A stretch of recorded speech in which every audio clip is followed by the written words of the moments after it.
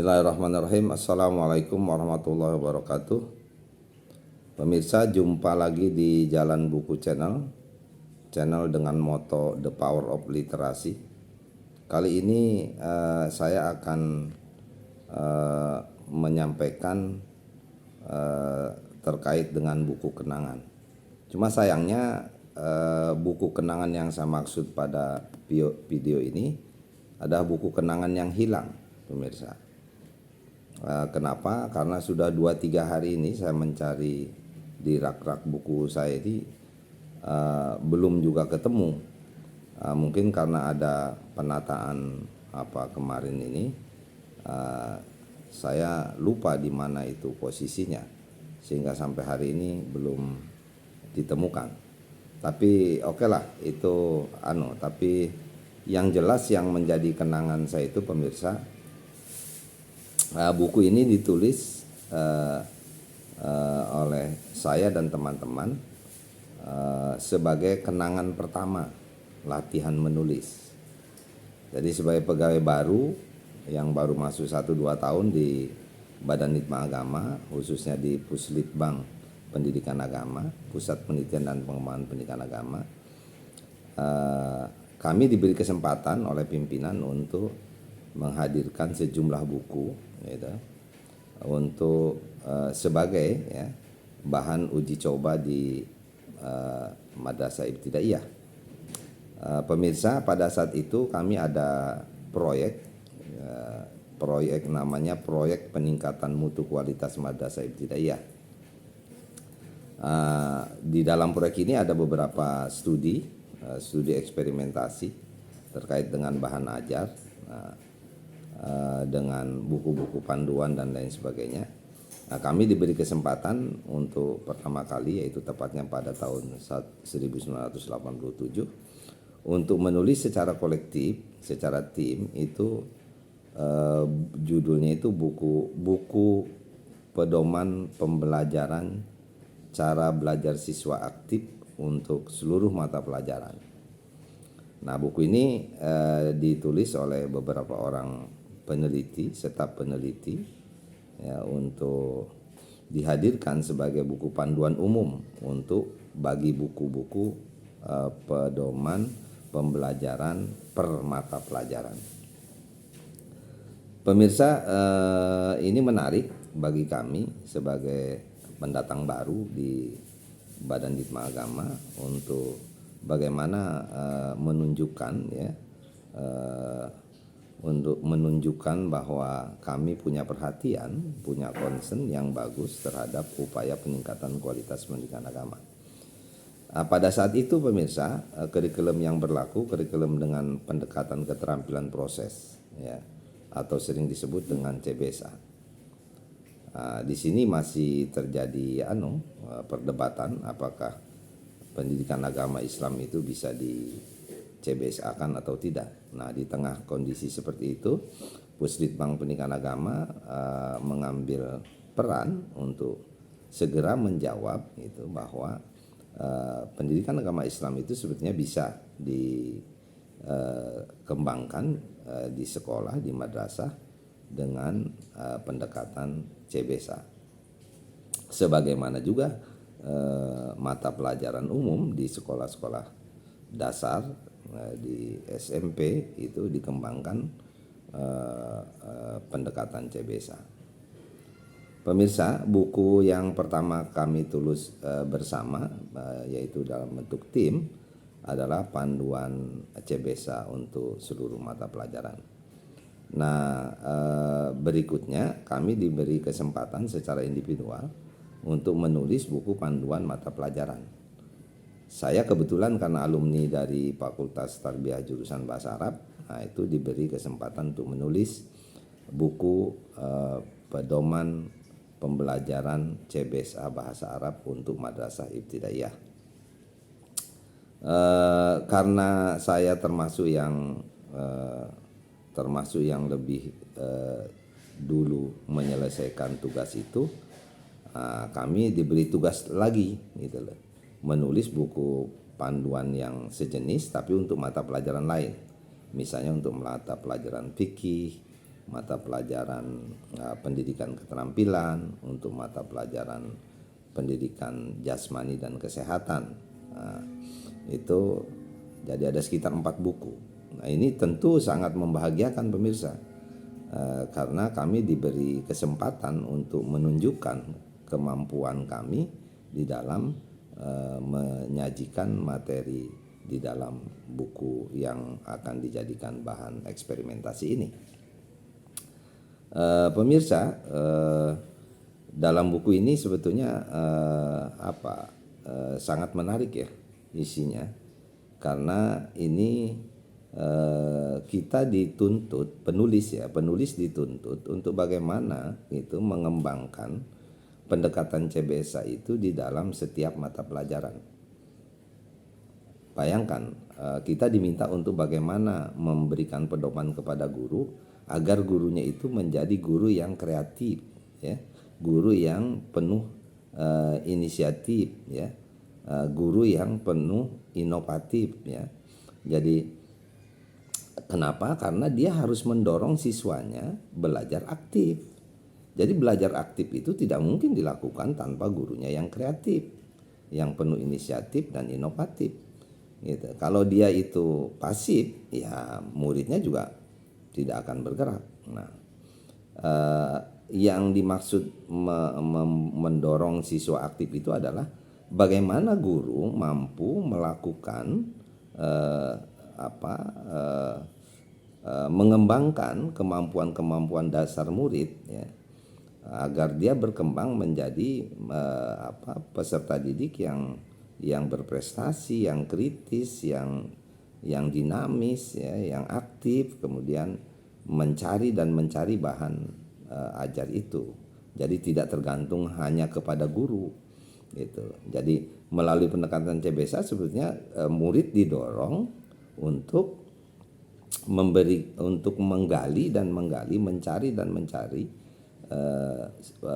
bahan ajar ini melalui sumber-sumber belajar yang lebih luas dibanding pembelajaran yang konvensional.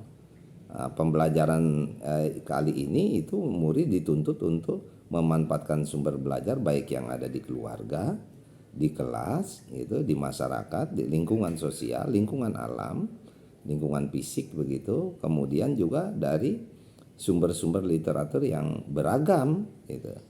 Bisa dia ke perpustakaan desa, bisa dia ke pusat-pusat atau lembaga-lembaga desa, ke rumah ibadah dan lain sebagainya.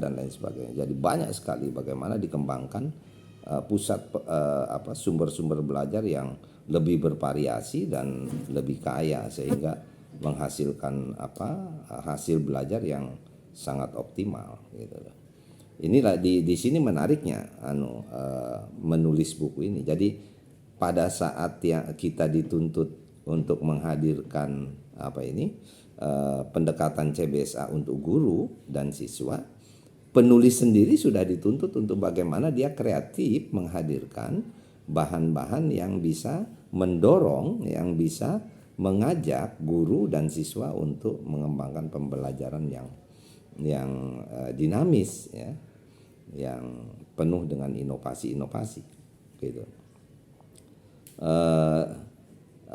Pemirsa, di dalam buku itu sebetulnya hanya terdiri dari 3 bagian besar. Bagian pertama ini, buku ini menyajikan persiapan guru untuk melakukan pembelajaran. Jadi bagaimana guru dipandu untuk menghadirkan persiapan mengajar yang lebih komprehensif. Tentu dengan pendekatan CBSA, gitu. Jadi semua kemungkinan yang akan terjadi di kelas itu direncanakan sedemikian rupa, gitu. Baik itu penyiapan bahan, pemberian tugas, bahan wawancara dan lain sebagainya. Itu disiapkan di persiapan itu. Kemudian yang kedua, panduan ini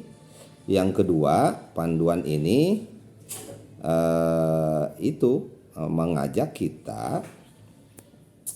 Yang kedua, panduan ini mendorong guru untuk melakukan pembelajaran di ruang kelas, ya, gitu. Jadi misalnya menawarkan berbagai metode, teknik dan strategi gitu, kemudian alat-alat bantu ya, sumber-sumber belajar dan lain sebagainya itu untuk dikembangkan menjadi pembelajaran yang kreatif, pembelajaran yang dinamis, yang penuh dengan inisiatif baik dari guru maupun siswa untuk mengembangkannya secara bagus. Gitu.